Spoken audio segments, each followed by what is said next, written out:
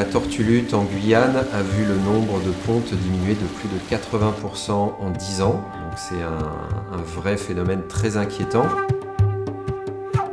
Chaque année, on a de moins en moins de pontes de tortue luth. Là, on est sur 160 pontes. L'année dernière, on était sur à peine un peu plus de 700. Ces traces laissées dans le sable sont celles de la plus grande des tortues. Une femelle tortue luth pèse environ 450 kg. Sur Yalimapo, nous suivons les tortues depuis près de 40 ans, donc c'était l'une des plus grosses populations de tortues luth au niveau mondial. Damien est un spécialiste des tortues marines. Ces femelles reviennent tous les 2 ou 3 ans sur la plage où elles sont nées. Rebouche.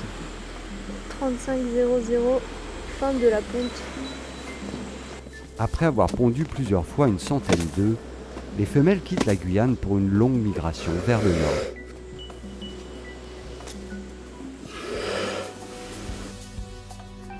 Ces migrations vont se terminer sur les côtes de Caroline du Sud, de Floride, Caroline du Nord, jusqu'aux côtes de la Nouvelle-Écosse. Les scientifiques ont donné un nom à chacune des tortues.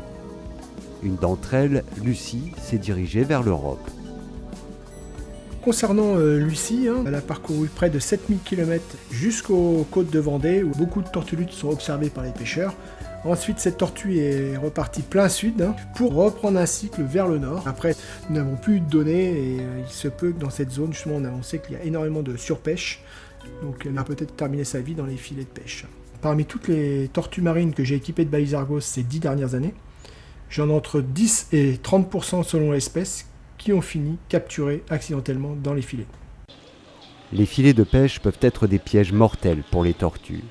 En Guyane, pêcheurs et ONG cherchent ensemble des solutions pour éviter que les tortues ne se prennent dans les filets.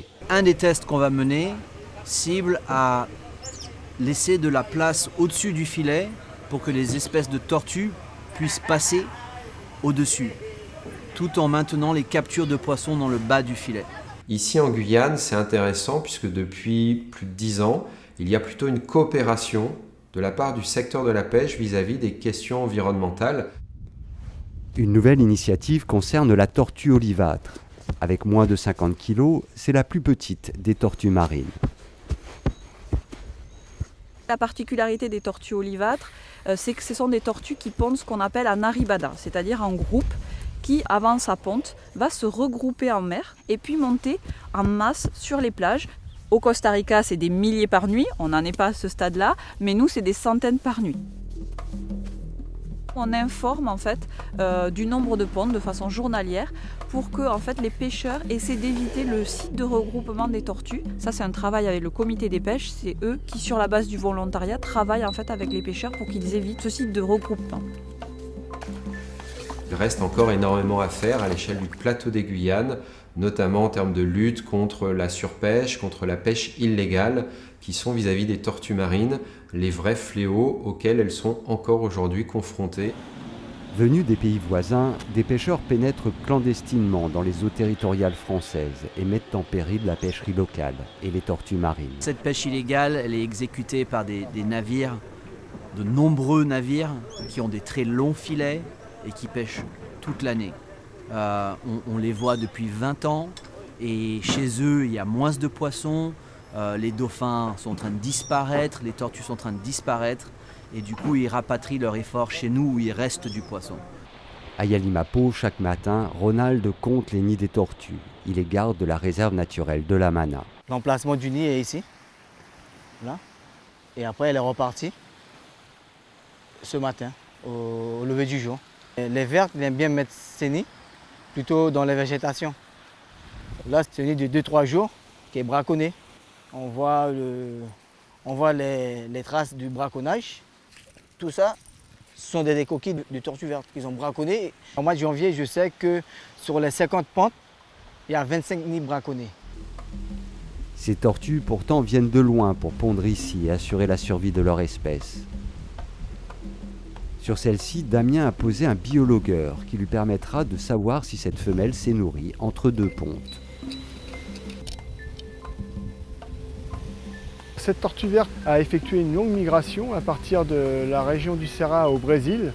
C'est une zone d'alimentation où là il y a des herbiers. Elle a parcouru plusieurs milliers de kilomètres durant à peu près 1 mois et demi, 2 mois.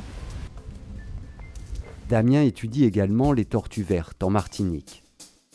Ces images datent de 2013. Avec l'aide de plongeurs, il posait des balises Argos sur de jeunes tortues. Depuis, on a appris qu'une bonne moitié d'entre elles sont nées en Guyane, qu'elles passaient une quinzaine d'années ici pour se nourrir, et qu'ensuite elles quittaient les Antilles.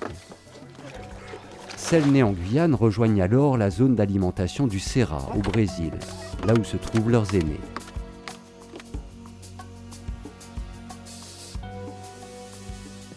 Retour en Guyane, où malgré les efforts des scientifiques et des pêcheurs locaux, l'inquiétude est grande pour l'avenir des tortues luttes. La tortue lutte, elle va fréquenter la Guyane que quelques semaines par an et fréquenter par la suite l'ensemble de l'Atlantique Nord. Donc ça demande pour cette espèce une collaboration à l'échelle globale. À ce rythme-là, on peut craindre une extinction de la tortue lutte.